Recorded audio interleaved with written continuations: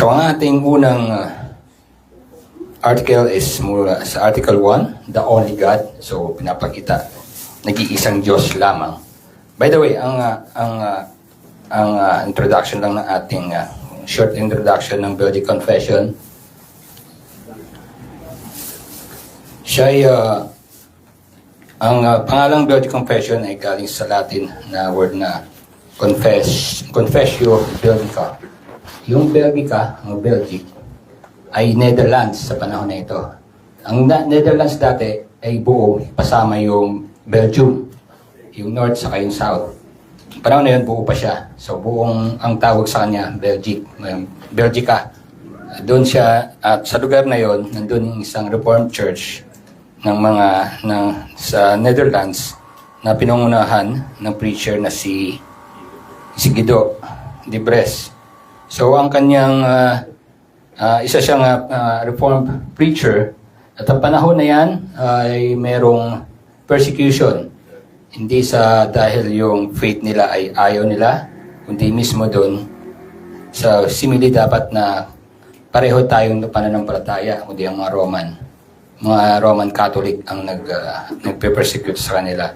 So ang ginawa niya, since na sobrang pressure na sa kanila dahil kinakalaban talaga sila, since na yun nga ang nangyari, di ba, nagkaroon ng question si Martin Luther dun sa mga doctrine ng mga Roman Catholic. At ito na nagsimula na nga, nagkaroon ng mga churches ng mga Reform.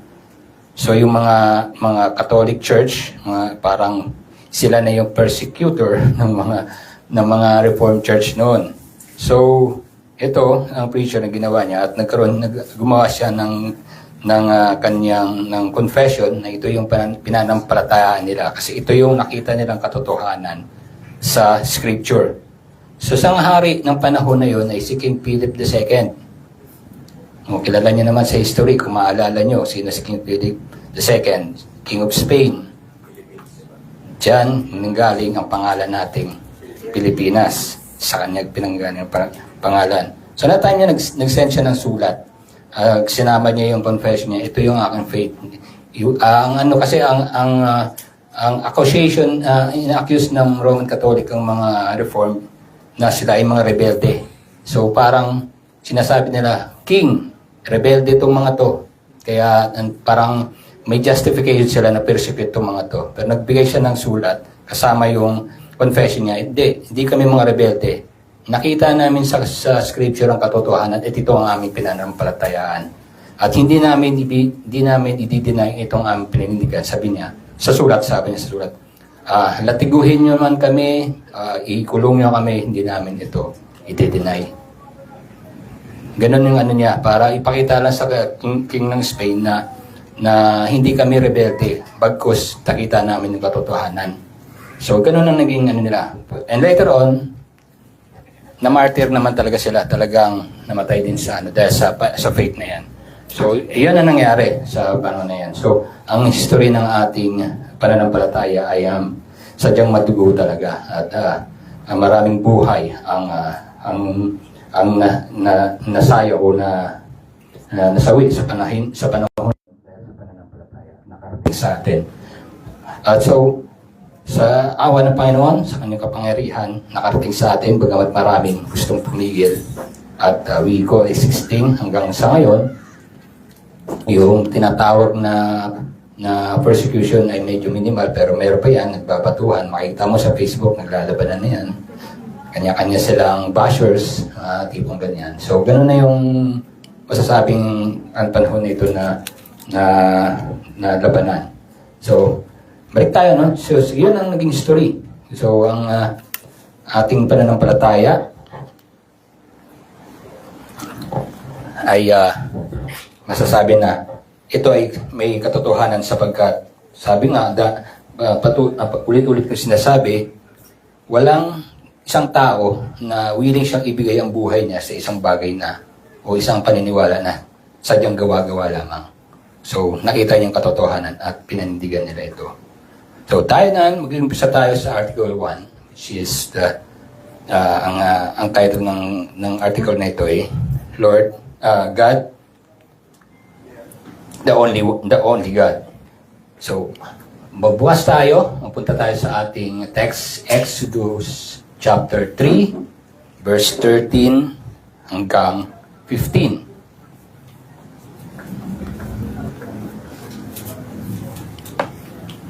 Yan, kung may mga Bible kayo, pwede kayo tumungo doon.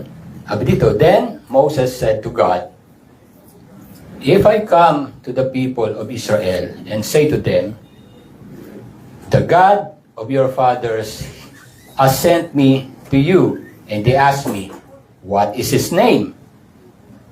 What shall I say to them? God said to Moses, I am who I am. And he said, say this to the people of Israel, I am who has sent me to you. God also said to Moses, say this to the people of Israel, the Lord, the God of your fathers, the God of Abraham, the God of Isaac, and the God of Jacob, has sent me to you. This is my name forever, and thus I am to be remembered throughout all generation. Purihin ng Panginoon sa pagbasa ng kanyang salita. Tayo po manalangin. Dakilang Ama, salamat sa iyong patuloy na nagpapakilala sa amin. Na tunay nga, ikaw aming Panginoon, mulat mula pa, at ikaw lamang ang nag-iisa. Ilang patunay, Panginoon, noon sa iyong pag-create hanggang sa panahon na ito, nanatili ang iyong mga mananampalataya sapagkat ikaw ay totoo. Tunay nga na walang Diyos maliban sa iyo, sapagkat ikaw lamang ang tunay na Diyos na buhay at makapangyarihan.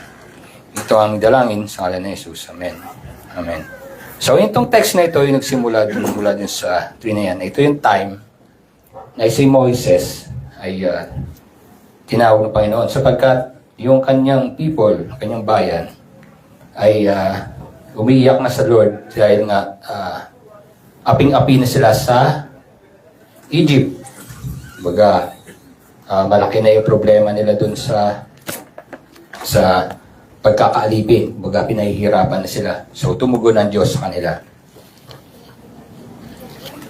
But actually, matagal na panahon na yung kanilang panalangin talaga. Panahon pa ni Moises na nandun pa siya. Ha? Ano yung kalagayan ni Moises ng panahon na yon? Nandun siya sa Egypt. Tinatawag siya as the Prince of Egypt kasi ang kanyang posisyon sa panahon na yon ay parang katulad lang as a governor. Parang ang halos kapantay niya na yung pero. Ang pagkakaiba lang nila yung trono talaga. So, kilala, may kapangyarihan si Moses na panahon na yun. Pero later on, na-discover na siya, na-discover yung sarili niya, na-isa rin siya Hebreo, na ang taong mga inaalipin ng Pero o ng Egypt ay ang kanyang mga kababayan. So later on, nagkaroon ng problema siya sa isang sundalo, nagbabantay ng mga alipin na napatay niya. So tumakas siya kasi nga ang kanyang nag-guilty siya and then tinetreaten niya yung buhay niya. So, pero napunta siya sa isang lugar kung saan nagkaroon siya sa malayong lugar kung saan ay later on naging pastol na lang siya. So, nakalimutan niya, matagal na panahon hanggang sa tumanda siya. I think, kung ilang years yun, nakalimutan niya na nga ang kanyang posisyon dati. Kumbaga, wala na siya kapangyarihan. So, time na yon, saka pala siya tinawag ni Yahweh na i-deliver, ililigtas niya ang kanyang bayan sa pamamagitan niya ni Moises. So, yun ang naging usapan nila at doon nagpakita ang Diyos sa burning bush. Kasi yung sa disyerto, kaya nga napansin yun ni Moises. Kasi kakaiba yun. Maaari may nangyayaring nasusunog kasi disyerto yun, mga nasusunog na mga damo. Pero ang nagtataka siya, yung nasusunog na damo, hindi nakoconsume yung damo. Kaya nag-aapoy, kaya nagtaka siya. So, yun ang isang napansin niya. At doon niya nagsalita na yung si Yahweh sa pamamagitan ng burning bush. At doon siya sinabi na may papagawa sa kanya. Pero, sabi sa kanya, ano yung pangalan ko? Kasi nga siya yung maging tagapagsalita. So, wala siyang ipipresent. Sino nagpadala sa akin? As if na hindi nila kilala si Yahweh simula pa. Alam nila si Yahweh, pero ang pangalan kasi niya hindi nila basta maibabanggit. At dahil sobrang sacred ng pangalan niya, hindi nila pwedeng bagitin ng basta-basta lamang kasi may law nga, di ba? Do not use the Lord, the name of the Lord, your God, in vain. Kasi nga, hindi sila mapapatawad. So, napaka-hirap ng ang kanyang ng magiging posisyon. Kasi paano ko i-introduce? Sino nagsabi sa akin para ako pupunta sa isang lugar na parang rest back? Ito na yung gusto magpaalis sa bayan namin. Sino? Hindi niya pwede sabihin sarili niya. Wala naman siya kapangyarihan ng panahon na yan. Wala na eh.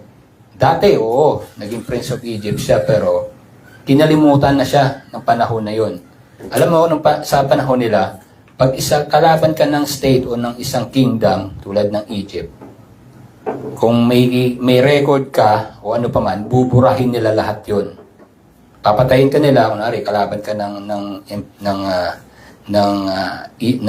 gobyerno ng Egypt o ng emperor, ng Pero, buburahin nila lahat ng records mo as if hindi ka nag-exist.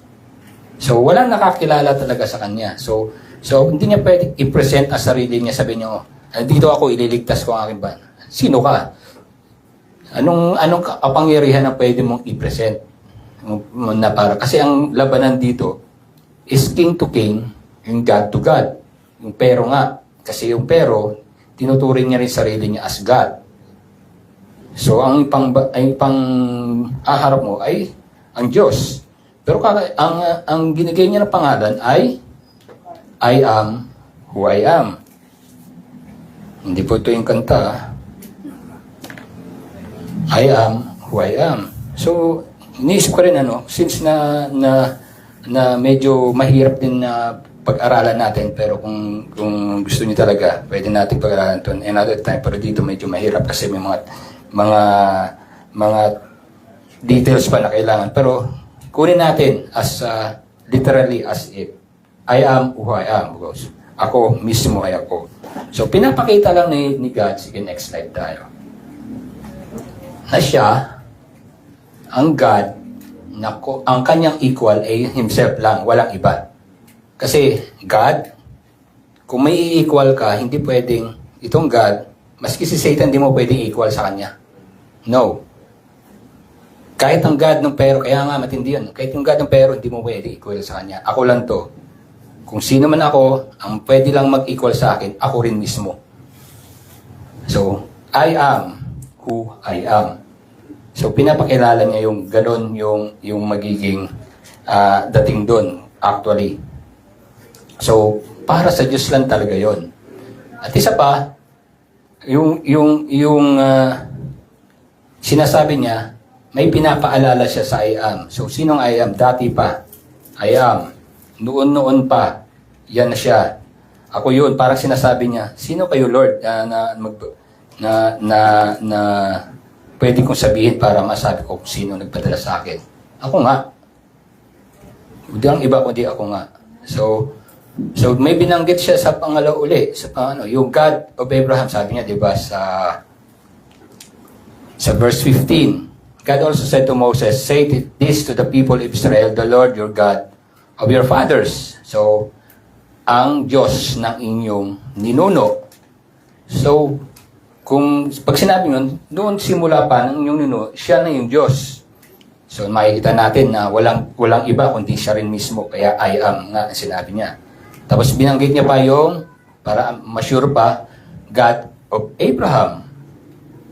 So, para natin maintindihan yung kanilang mentalidad kung pag binanggit na God of Abraham, since alam naman nila, ang father nila ay si Abraham.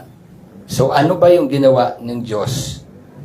Kasi hindi lang naman nila alalahanin as, Abraham, ang aming father yan. Kundi may ginawa ang Diyos sa kanya kung bakit dapat nilang maalala yung God of Abraham. Puntahan natin sa Genesis chapter 12, verse 1 to 3. Mga Bible kayo, hindi ko nilagay dyan. Mari mabasa natin. Dito. Namiss ko rin magbubuklat ng libro ng Bible. Kasi convenient na yung pipindot-pindot na lang. Exodus chapter 12. Maghahanap rin ako. Para... Genesis, sorry. Genesis, chapter 12. Yan. Familiar na kayo dyan kung sa iba dyan. So ano yan? Yung covenant ni God kay Abraham. Chapter 12, verse 1 to 3. Now the Lord said to Abram, go forth from your country and from your relatives and from your father's house to the land which I will show you. And I will make you a great nation, and I will bless you, and I will make your name great, and so you shall be blessing. And you will bless those who bless you, and the one who curse you, I will curse. And in all the families of the earth will be blessed. So pinaalala sa kanila yung covenant ni God.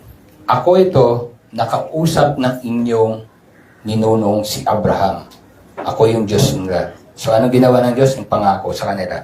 Ano sabi? I will make you a great nation. Paano ka magiging nation kung dun ka alipin ka ng Egypt? So, mayroon na siyang sinasabi na aalisin ko kayo dyan kasi hindi kayo dyan talaga. Gagawin ko kayong great nation. So, isang pagbibigay assurance kay Moses na ililigtas niya talaga yung bayan. Despite na kanyang kalagayan na utal-utal na nga siya magsalita eh.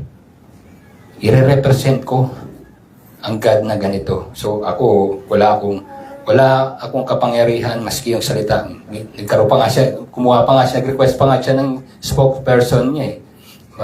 Tagapagsalita niya. And I will bless you and will make your name great. Talaga? Will make your name great. Nawala na sa kanya lahat yun. Yung kapangyarihan niya dati sa Egypt, nawala yun.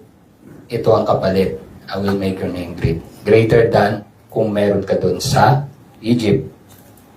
And so, you shall be a blessing. Tinakasan niya yung lugar na yon. Actually, parang ang ginawa niya, iniwanan niya yung kababayan niya. Ngayon, you will be a blessing. And I will bless those who bless you, and the one who curse you, I will curse. So, ikaw magiging blessing sa. So, pinapaalala, yung binabanggit ito, pinapaalala niya, ako ang Diyos ng iyong ninunong si Abraham na may pinangako sa inyo.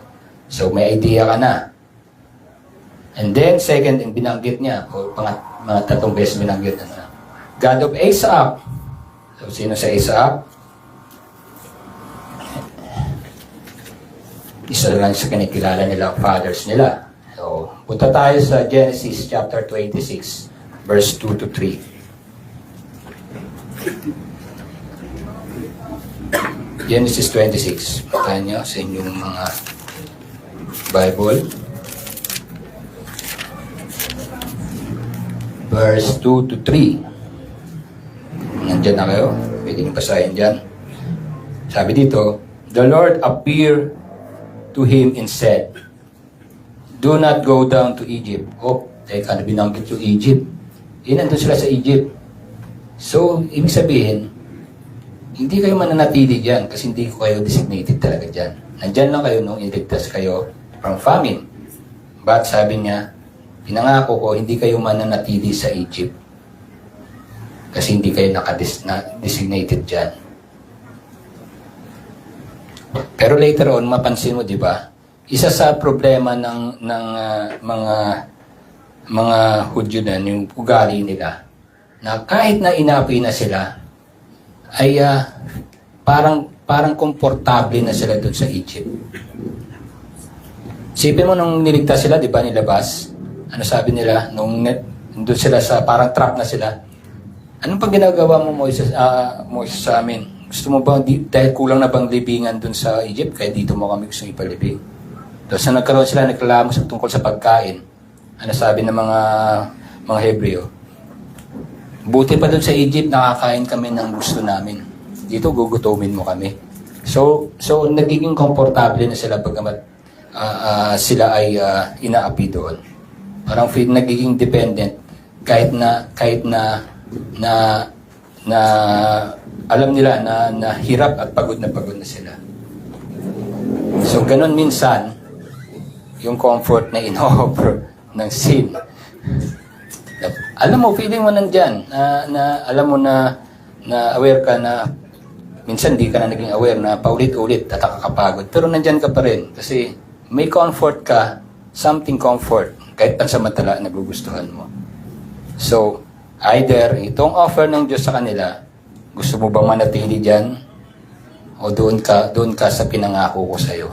Alam mo, pinangako sa kanilang sarili nilang bayan o sarili nilang land. Ituloy natin. Stay in the land in which I shall tell you. So doon sila mag-stay, yung promised land. So hindi sila talaga nakadesign doon. Kaya ililigtas talaga. Assurance yun na ililigtas sila. Sojourn in this land and I will be with you and bless you. For to you and to your descendants I will give all these lands, and I will establish the oaths which I karugtong to your father Abraham. So may karugtong kay Abraham. So pinaalala sa kanila. Pagdating kay Isaac, pinaalala rin kay Isaac yung pinangako niya kay Abraham. So walang ibang Diyos nangako sa kanila. Ang nangako kay Abraham, siya ring nangako kay Isaac. So may ebidensya, oh. Parang gusto sinasabi na niya, ako rin to. So doon tayo, God of Jacob. Oh, puntahan natin yung Genesis 35. Verse 10 to 12.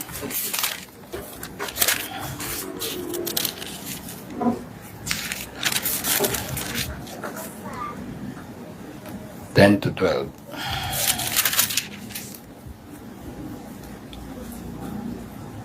God said to him, your name is Jacob. You shall no longer be called Jacob, but Israel shall your name.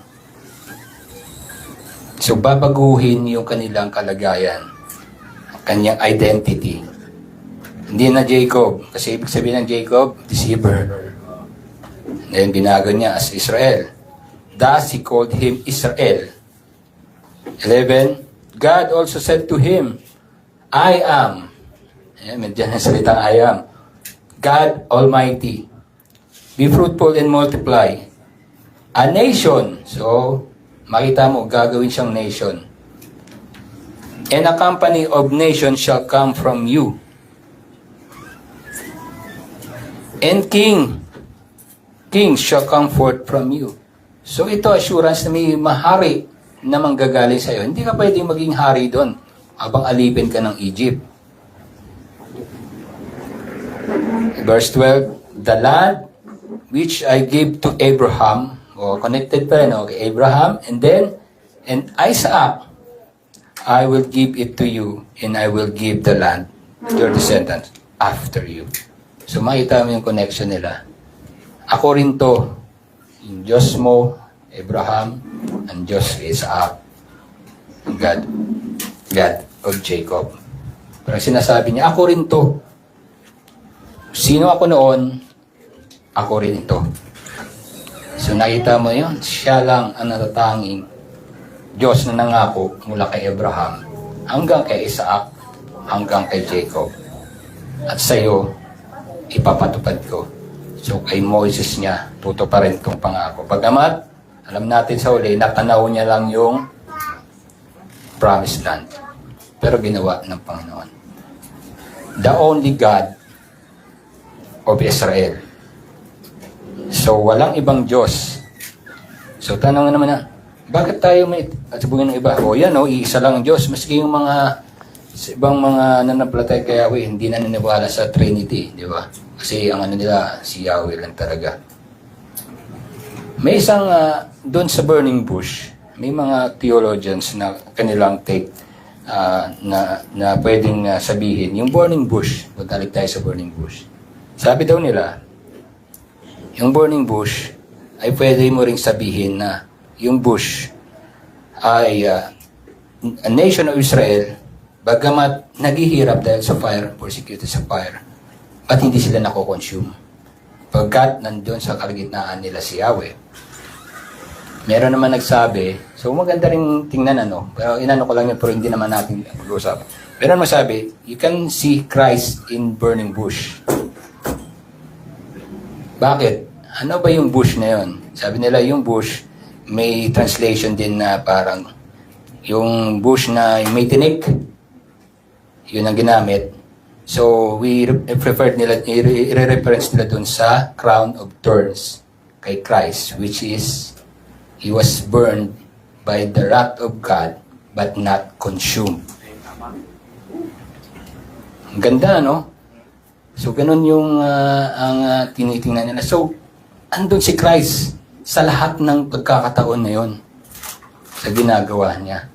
Ang isa pang kanilang reference ng Christ na isang Christ din na image, na personification ng Christ, yung angel of the Lord. Kasi yung angel of the Lord doon, hindi siya, may ginagawa siya na ang Diyos lang pwedeng gumawa. O salambahin. So, sa nasabi ng matulad yan, si Christ yun.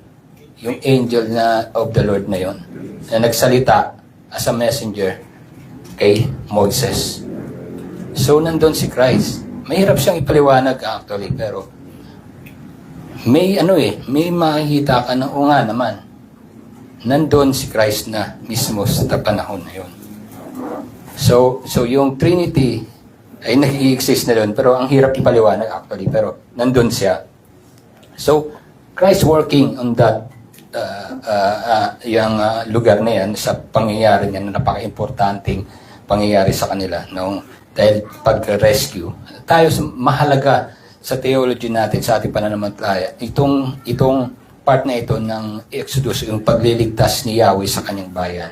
Kasi napadaming reference natin dyan patungkol sa ginawa ni Christ sa atin, which is, siniligtas niya tayo sa pagkakaalipin ng kasalanan na ginagamit nating reference sa Old Testament, kung paano tayo inalipin.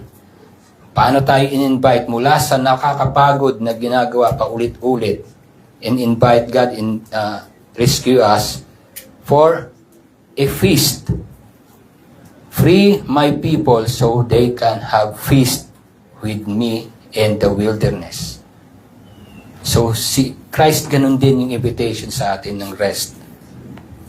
Na in-invite niya tayo sa rest niya.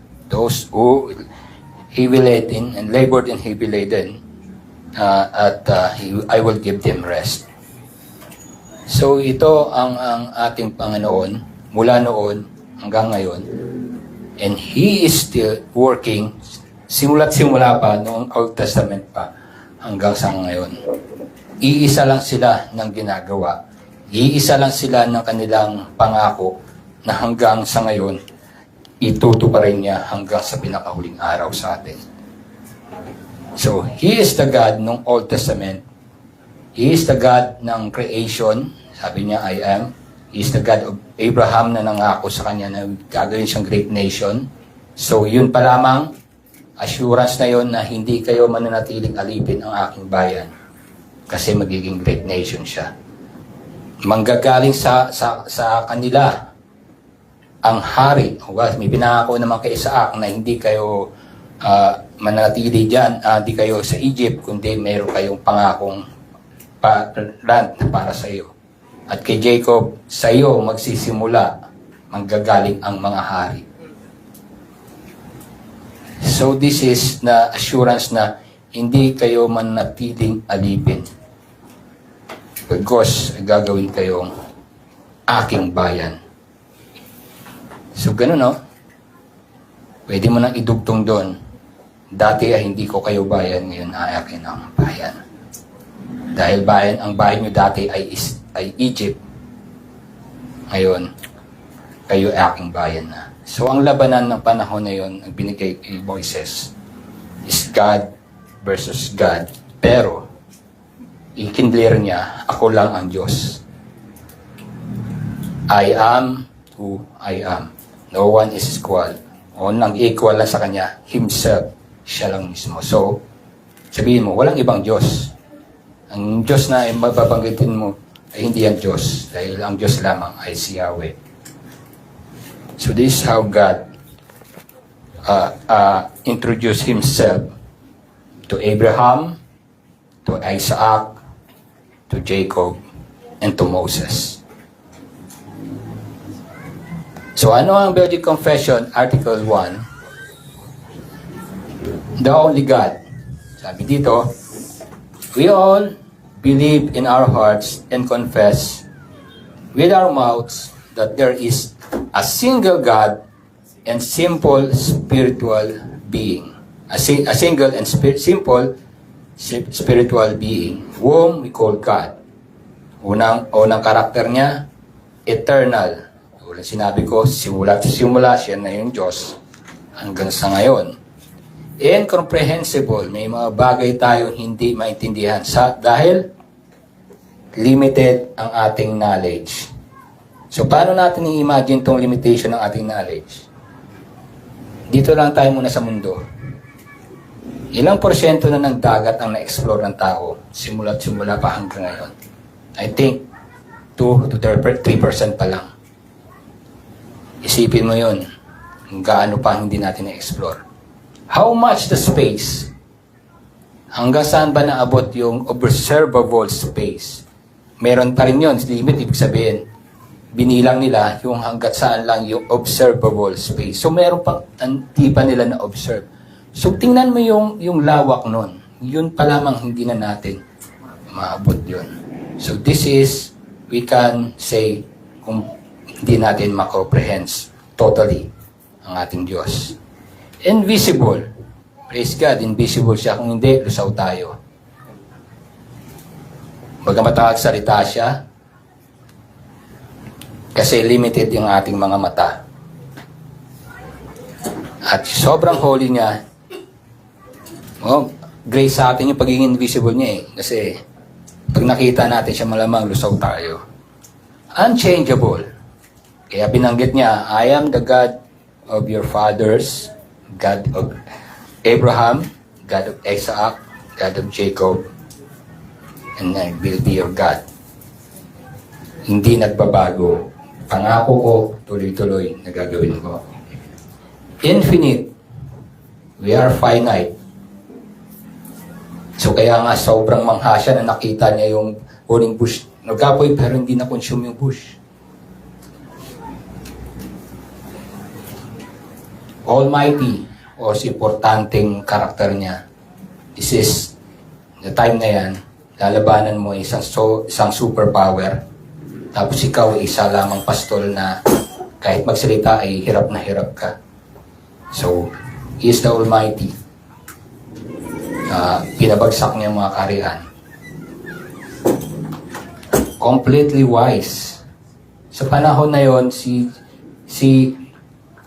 Moises, alam mo kung gaano katalino si Moises ng panahon na siya ay nasa Egypt?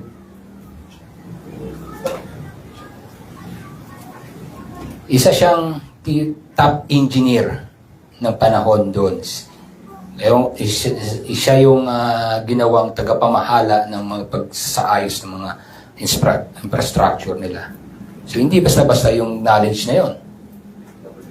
Oo, parang ganon. Para siya engineer, top. Pero nang panahon ng tinawag siya, ano siya? Halos din ang masalita, yung puro tupa na yung kausap niya dun eh.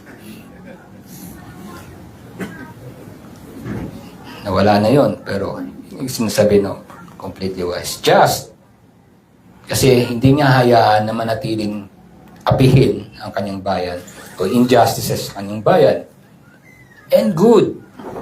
Binanggit na ni Christ yan. Sabi niya, ba't mo ako tawagin good? Only God is good. Bakit? Since Eve, nagkaroon siya na sarili niyang definition ng good. Yun ang naging definition natin. Kinontra natin yung definition ng good ng God.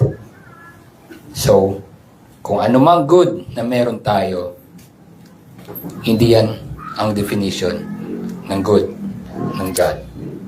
So, kaya sinabi ni Christ yan, why do you call me good? Only God, only the Father is good. God the Father is good. And the overflowing, the source of all good. Sa Kanya lang nanggaling lahat ng mabubuting bagay. So this is our God. Ang ating produce, kasi galing tayo sa sinful, pinroduce din tayo with sin. So walang good na manggagaling sa atin. Diba? Only God is good. So that only nanggaling sa kanya lahat ng goodness. Kaya yung ating goodness na masasabi is not enough to compare the goodness of God. Pagkamat pwede natin gawin, hindi naman siya nagbabawal na huwag kayo gumawa ng mabuti. Pero to compare what you're doing, how good you are, hindi mo pwede i-compare sa goodness ng God yan.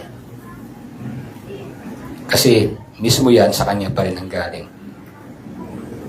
So, we have a one God. May isang Diyos tayo who is good.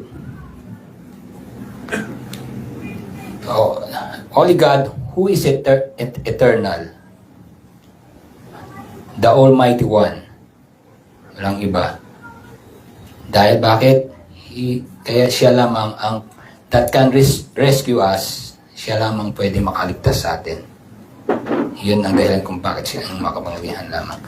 And the only one who is good, that He gave His life for us. This is how good God is.